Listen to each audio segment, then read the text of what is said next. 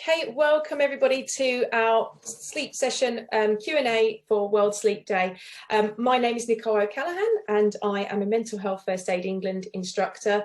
I'm also a DBT therapist and the founder of a company called Hope Health, which is a company that transforms workplace well-being. And I'm joined here today by our resident sleep and body clock specialist, Dr. Kat. Welcome, Dr. Kat. Thank you. Hello. Thank you so much for joining us and taking the time to answer some of the questions that our community have been asking us about how to get a better night's sleep. And I think a good place to probably start is going to be to, and maybe a question that might be on everybody's lips actually, what is a sleep and body clock specialist and what inspired you to be one? Yeah, good question. I first want to say that, we are all our own expert when it comes to sleep, when it comes to our body clock, because we all have a body clock. We all have circadian rhythms and we all sleep, right? So everyone is their own expert in their own sleep.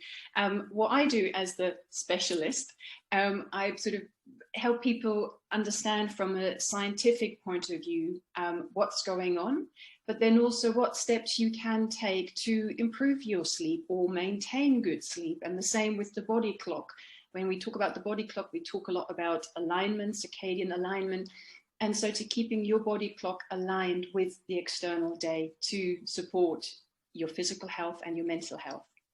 I suppose that's quite individual, isn't it, to each person? It's a bit like when we deliver mental health first aid training and we say, everybody's mental health is really individual. So there's not a kind of one, it's not a cookie cutter experience, is it? I suppose that's quite individual. And I suppose is that where the one-to-one therapy comes in?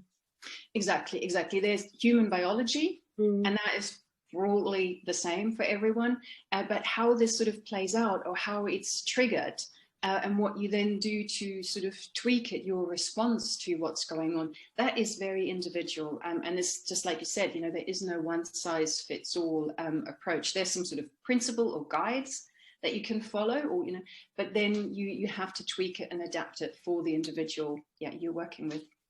Brilliant. And how did you become a sleep specialist? What made you decide to go into this particular type of work?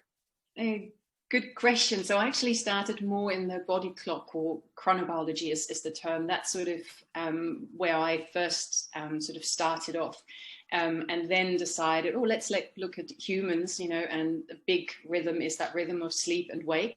And that's sort of how I got into the subject and working with people. And for me, it became clear quite quickly during my PhD that lab work is great, but I much more enjoy working directly with people, helping them, figuring things out, making change it, revising it.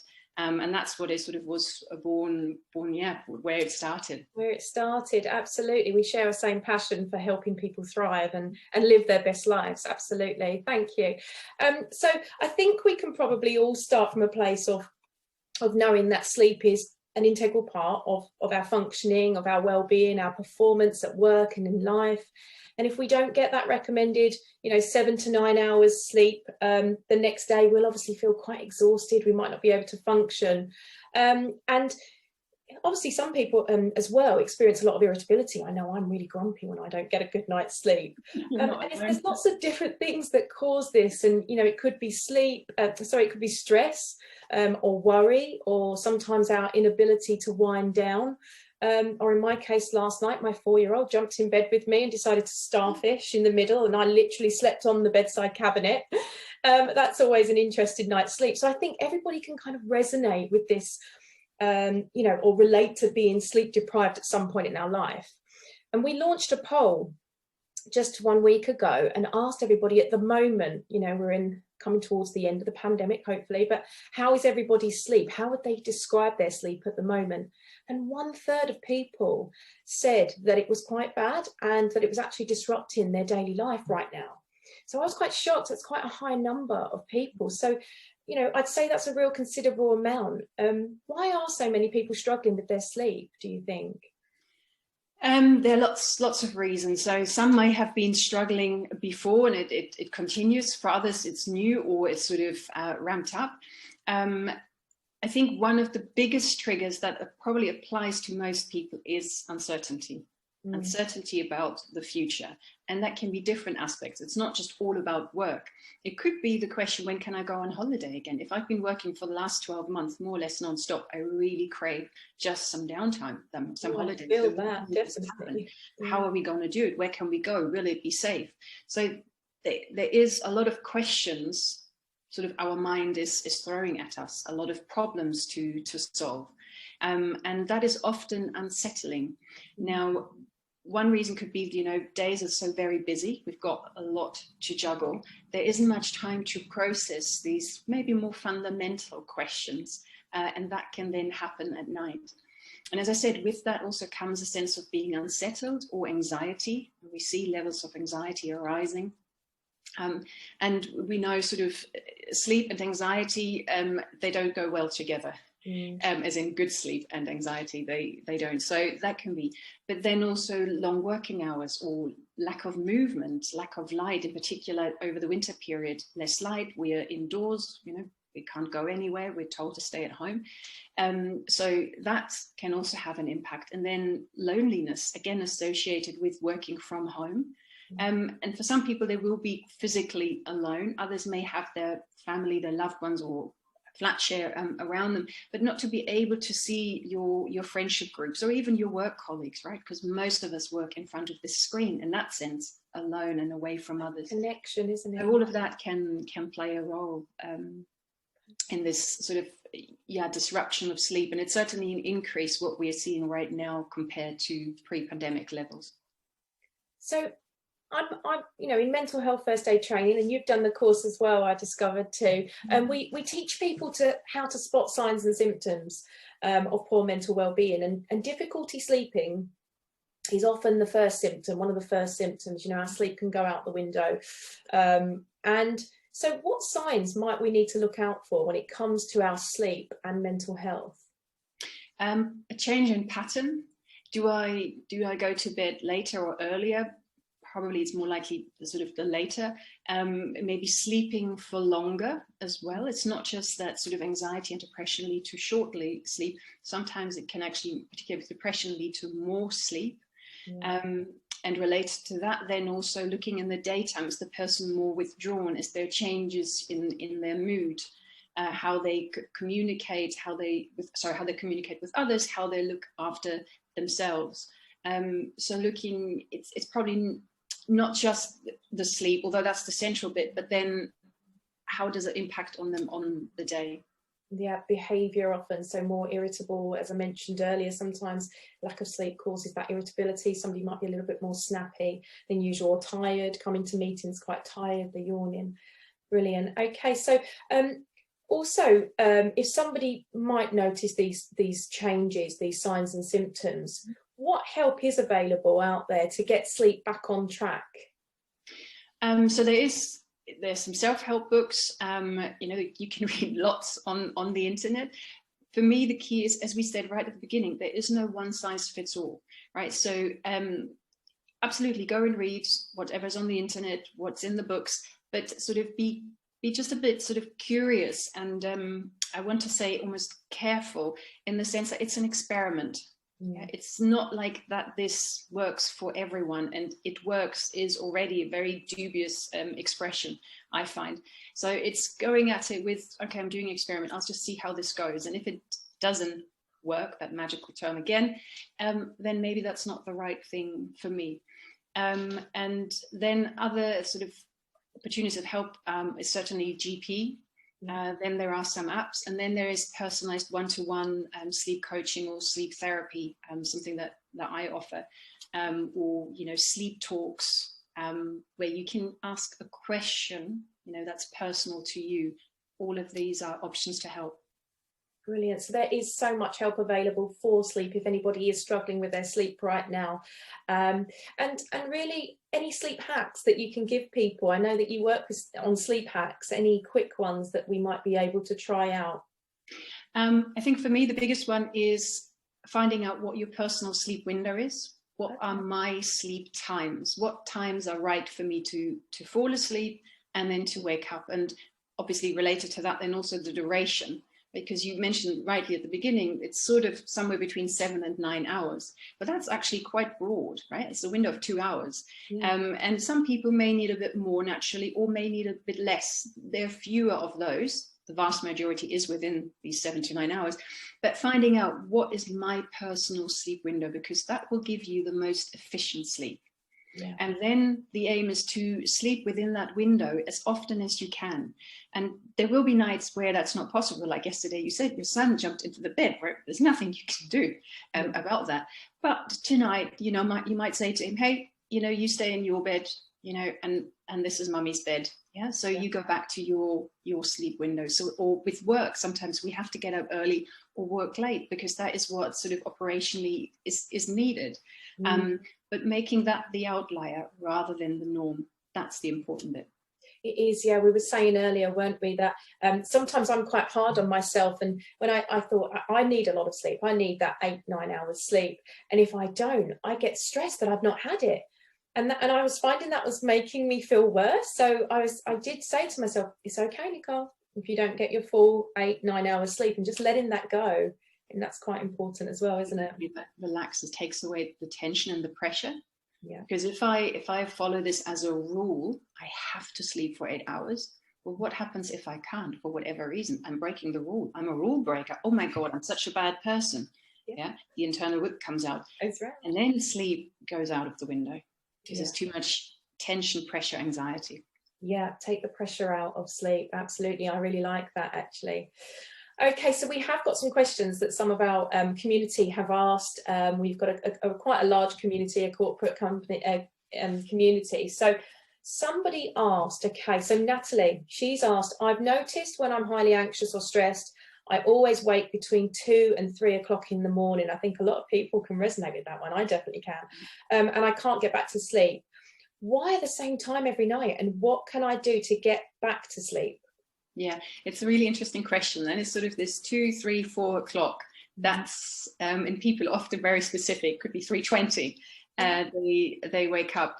One element is certainly we all wake up throughout the night a number of times. It's just usually so short we don't remember it. And it is almost like this point for Natalie between 2 and 3, it seems like her brain is hijacking that natural awakening and fully awake. The reason why that happens around that time could be to do with the sleep pressure easing off. The sleep pressure is very high when we go to bed and then dissipates over the course of the night.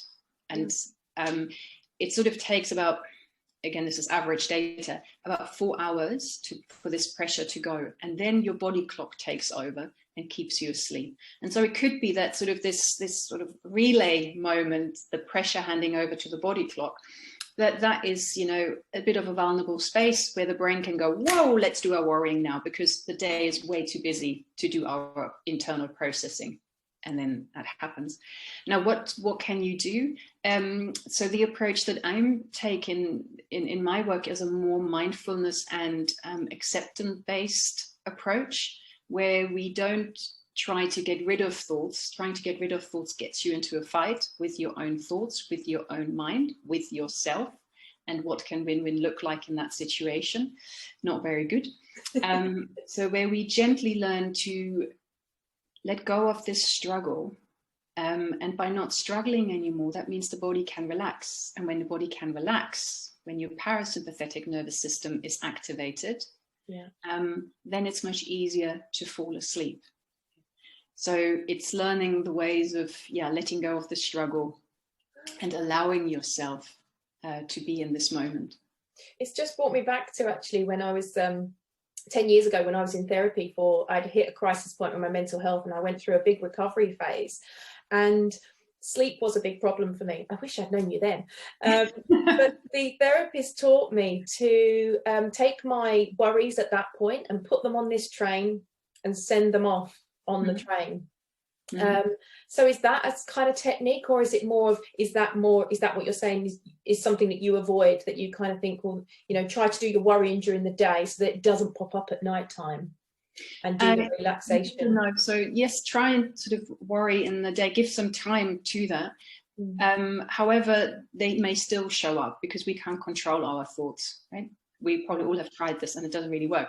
So it's, how do I respond when those thoughts show up? These unwanted guests, they're there. Now, what do I do? Do I spend all my time trying to get rid of these unwanted guests, in which case I can't enjoy my party, I can't talk to my beloved guest? Or I say, right, you are here, I don't like you, yeah, I acknowledge you are here, and now I'm going to talk to those ones, you know, my guests who I really like. That's a more accepting, a more allowing approach. Less effort involved, because you know, I don't have to get rid of them or put those thoughts on a train. And in a way, it's this really, I allow them to be there. And when I allow something, there's no struggle. Doesn't mean I like it. That's a different story, liking and wanting. I'm not talking about that. Simply talking about, I allow this to be here.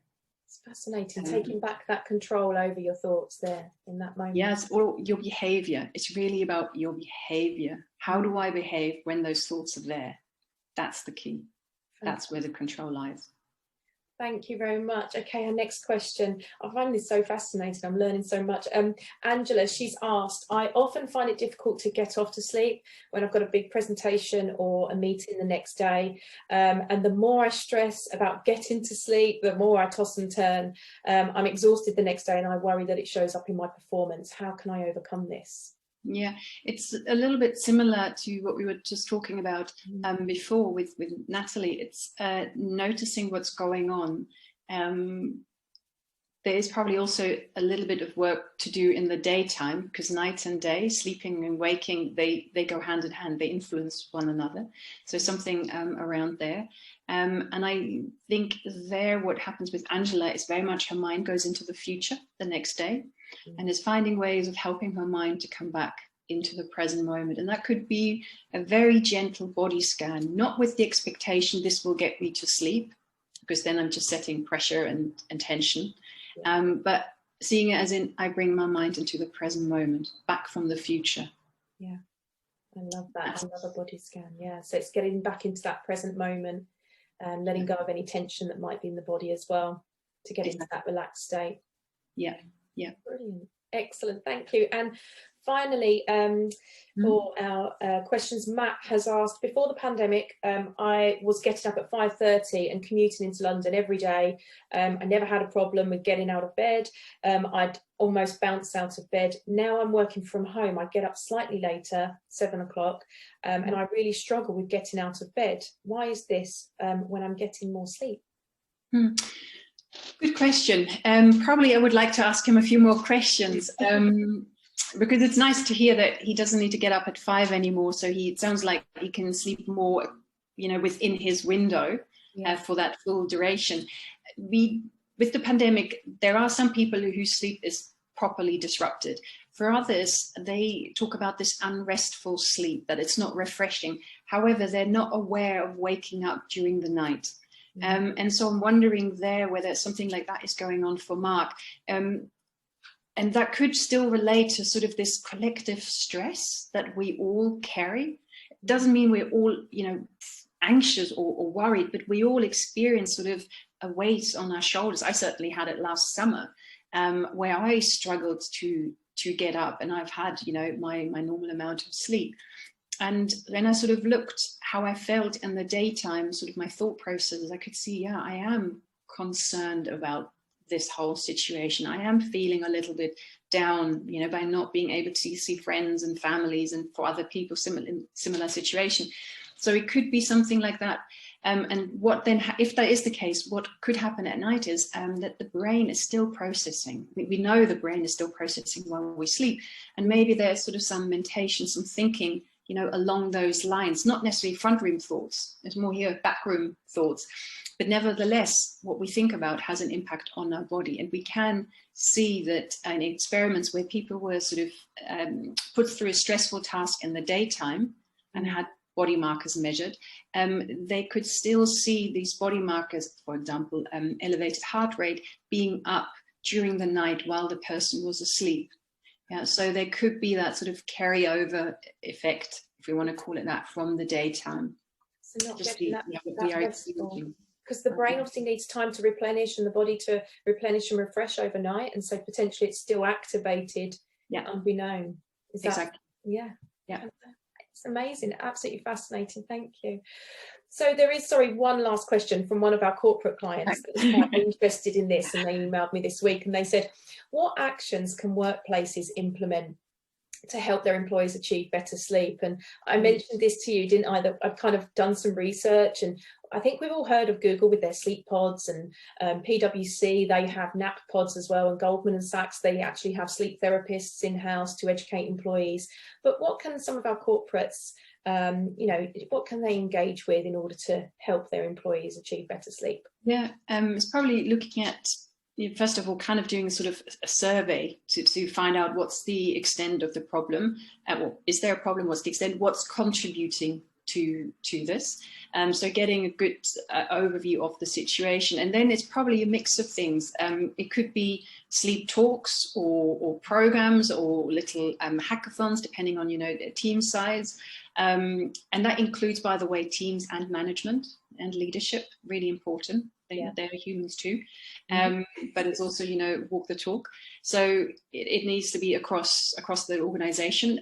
Then there's the one-to-one, the personalized support for some. Then it's probably sort of looking what's done sort of in other health and well-being programs, because sleep doesn't happen in isolation, right? What we do in the daytime impacts on our sleep. So eating behavior, smoking, drinking, movement, exercise, all of this plays a role. So, you know, bringing sleep into maybe a nutrition program, or sort of tying it in with that. So that's an option. Then, of course, there are apps that sort of companies can get, sort of self-help apps, and maybe environmental changes. We know light exposure is important for our body clock, for our sleep. Yeah. And so looking, is the light condition, is it right? Not just visually for, you know, typing a report, but is it right in the circadian sense? Brilliant. Yeah, so I just wanted to pick up on one thing you said there about sleep and nutrition. You know, we're holistic beings, aren't we? And you know, all of these things are connected in order to create a human that's functioning and performing at their most best, isn't it? So that's exactly why we kind of take that approach here at Hope Health, where it's not just a case of focusing on one thing, it's that holistic approach to well-being that we encourage corporates to engage with. And also that I'm really passionate about empowering individuals to take responsibility for their well-being. And the only way they can do that is via education, is via, you know, educational seminars like this, and the one-to-one sleep, you know, therapy and nutrition therapy. It's a whole organizational approach, but it's also a whole person approach as well, isn't it? Yeah, exactly. It's both sides. It's the individual and the organization, right? So that sort of work characteristics, if that's the right word, that needs to be looked at as well. Hence, I would start with a survey to understand what's going on, what's contributing, what's working, what isn't working, and then, you know, take it from there. And there are many ways how to look after sleep. Brilliant. Well, thank you so much, Dr. Kat, for spending some time with us today, answering some of those questions for us. And happy World Sleep Day as well to you. So Dr. Kat, she does work with our workplace wellbeing clients to transform employee wellbeing through sleep education, sleep workshops, the sleep hacks, and that one-to-one therapy, sleep therapy sessions as well. So if you want to learn more about that, please do get in touch with one of our wellbeing consultants, and they can talk you through how Dr. Kat can help you. I've really enjoyed this Q&A session. I hope you all have as well. And from Dr. Kat and me, sweet dreams. Yeah, sweet dreams. Take care. Thank you, everyone. Thank you. Bye. Bye.